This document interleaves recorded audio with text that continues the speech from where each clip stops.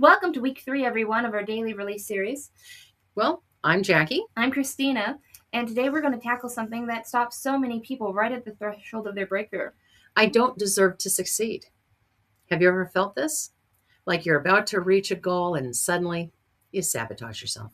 Self-sabotage is very common. It's a very broad topic, and we're not actually going to go into that here because self-sabotage is its own class that we're working on currently. It is. But, this is the I don't deserve to succeed is an aspect of it, and we're going to explore it. Exactly. And I want you to realize this isn't a character flaw or laziness. This is stored tension in your nervous system that's trying to protect you. So today we're going to release that block, understand the neuroscience behind it, and help you rewire toward a new truth. Okay, so let's talk about where this comes from. Christina, what's happening in the brain when someone has this belief? Well, from a neuroscience perspective, your brain has what we call an upper limit problem. That's like the thermostat for how much success, happiness, or love you can handle before your system says, danger, this is too much, retreat to what's familiar. So this involves your reticular activating system, which filters information based on what your brain believes is safe or relevant. So if success wasn't safe growing up, your reticular activating system literally filters out opportunities or creates hypervigilance around achievement. So even when opportunity is right in front of someone, their brain might not let them see it. That's right. And that's one thing I want you to understand. You might have a lot of success in your life that you just take for granted because it's something that you are wired to accept, that you know how to do, you know it's safe. Yeah. So what you do achieve, you might not even recognize as an achievement. Exactly. You might have something phenomenal that you're great at that you just take for granted. And that's everybody could do it. That's another course we're working on, although further down the line than self-sabotage. It's very common. But understanding that what you're genuinely good at right is a feature. But let's go into the I don't deserve success I think we should. So neurologically, your limbic system, particularly your amygdala, stores emotional memories from earlier experiences. So when those experiences taught you that success equals criticism or jealousy from others or being too much, your amygdala tags achievement as a threat. Then your prefrontal cortex, which should be able to logic your way through something, then it gets overridden by emotional intensity from your limbic system. So even when you logically want to succeed, your survival brain is screaming, danger! Yeah, it's like there's a battle happening in your brain. That's right. And here's the biochemistry. When your brain perceives success as a threat, your hypothalamus triggers your HPA axis, and that is a big word, to flood your system with cortisol and adrenaline, which then creates anxiety, procrastination, or brain fog right when you need it to perform. If you've ever sat down for an exam and you're like, I have no idea what I'm doing, that might be it. What day is it? What day is it? Why am I here? Your brain's literally creating chemistry to sabotage you because it's trying to keep you safe. This is where the stored tension we need to release. Exactly. And I see this pattern all the time. Oh, often it goes back to childhood messages. Maybe you heard, who do you think you are? When you got excited about something, or you watched a parent work incredibly hard and still struggle. So your system learned through mirror neurons that success isn't for people like us. Ouch. Well, let's tell them more about those mirror neurons, Jackie. Okay. Mirror neurons are fascinating. These are neurons that fire both when you perform an action and when you watch someone else perform it. So if you watched a caregiver struggle despite their efforts, your brain literally encoded that pattern as, this is how the world works for people like me. You absorb their experience as your own reality. And visibility plays a role too, right? Exactly. Success makes you visible. And if visibility wasn't safe in your family system, maybe it led to criticism or made others feel bad. Then your nervous system learned to keep you small. What I notice in the body is that people will get sick right before big opportunities. Stomach issues, migraines, mysterious illnesses that keep them from showing up. That's often the vagus nerve responding to perceived threat by shutting down digestive function, altering blood flow, suppressing immune function. Your body is literally creating symptoms to protect you from what it perceives as a danger. This is that's something we deal with in EFT too. Yeah, it's like a stored tension that manifests physically. That's right. So that's why we release it from your system so you can rewire a new belief and then restore your capacity for success. Exactly. So your nervous system would rather keep you small and healthy than successful if it believes there's a risk. That's right. That's a limiting secondary belief. It is. It is.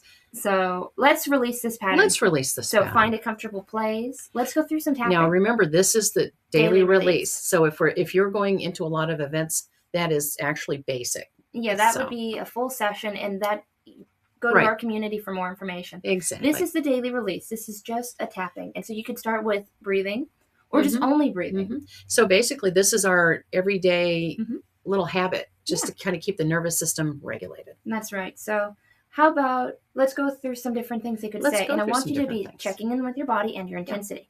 So did you learn that you needed to play small to be loved? Or that success feels dangerous to some part of you? Right. Like, even though success feels dangerous in some part of me, my body is safe right now would be a good, That would be a great statement. it'd be a good statement. Do you want to do that statement? No. Okay. I think that might be a secondary, but Yeah. for the first round, I think that would be I like reframing. that And would we be don't want to reframing. reframe. We want to process. Yes. We don't want to go to the end conclusion. Right. Now, if we started with your statement, Yes. that might be something that you could later do. Well, how about even though success feels dangerous, I think that's very good. I deeply and completely accept myself. Yeah. It's great for the daily release. That is good for the daily release. And check your intensity.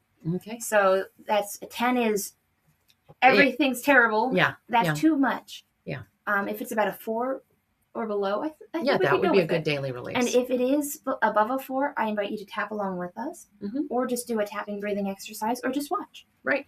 So, what was that statement? Even though success feels dangerous. That's right. Alrighty, let's tap the side of your hands. Okay. So check your intensity, write it down to begin with, Mm-hmm. and let's begin.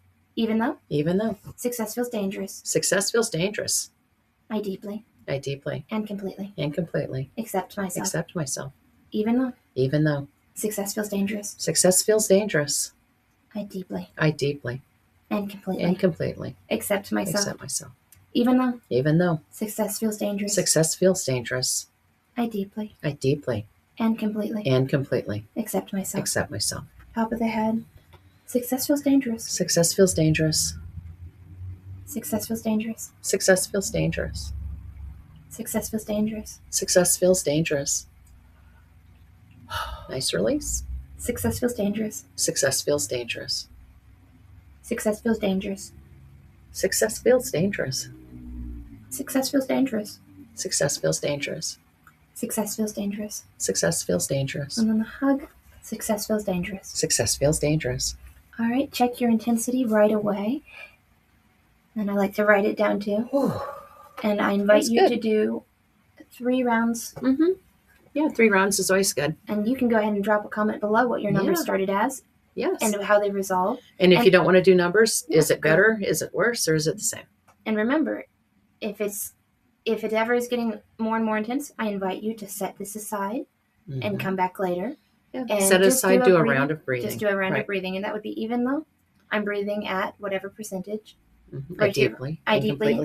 That's my favorite. Yeah. We have different favorites. I deeply and completely accept myself. Yes. All right. So I want you to, when you do this, to ask yourself, do you feel like success makes you vulnerable to criticism? That's my own personal one. Yeah. What I hear a lot is, who am I to want more? Oh, that's a good one too, because now you've got the even perhaps generational. Yes. It's like, who am I? Yeah. Or what's very, very close to that is, who am I if I succeed? That's an identity issue. Yes. Yeah. Okay. Because I want you to know your worth isn't conditional. Right. I can achieve and still belong. That's right. Success doesn't make me less lovable. Yeah. It doesn't change you. I'm safe to be visible. That's right. So, unless you're not, in which case, get into the community. Get into the community. Yeah. Take the assessments. This is the daily release. So it's just something to do every day to regulate your nervous system. Exactly. So now let's go into an action step. I love action steps. So from a neuroscience perspective, your worth isn't something you earn through suffering or struggle. It's inherent. Yes. Honestly, that's not even a neuroscience perspective. It's life. The truth. It is the truth. You have inherent value. You have worth. God created you. Yeah. So the belief that you don't deserve success, that could have been installed by experiences that created neural pathways in your brain. Because your brain is just trying to keep you safe. Right. But the good news is that neuroplasticity means that those pathways can be rewired. So every time you challenge the belief and take action anyway, you're building new neural circuits that support a different truth. Right. Now, when you release these kind of beliefs through tapping, you literally change your biochemistry. That's right. Less cortisol, less inflammation, more capacity for growth and healing. Mm-hmm. Now, we have studies that show this. So if you're interested in those, get in the community and look for them. That's right. But oh dear. Furthermore, as you rewire your beliefs and restore your energy, your body actually can function more optimally. That's right. So your micro practice this week, every time you notice yourself sabotaging, so that's procrastinating, picking fights, getting sick, making careless mistakes, I want you to pause and ask yourself, what am I afraid will happen if I actually succeed at this? This is you catching the old pattern. So that's all I want you to do. Name it. Yeah. Draw attention to it. That's right. Yeah. Name it out loud. And I like to put my hand on my heart because I can feel my heartbeat. And I'm like, okay. It's like, okay, I am tuning into myself. Yes. I'm safe to succeed. Mm-hmm. I'm worthy as I am. And it kind of just brings it full circle. That's right. So I want you to begin just by acknowledging that begins to rewire the pattern. Your nervous system can learn that achievement is safe. Mm-hmm. It just needs new evidence. You're building a new neural pathway with every choice. You're releasing the old pattern, you rewire the belief, and watch your capacity restore. Right. So start collecting that evidence this week. And thanks for being here. Bye, everyone.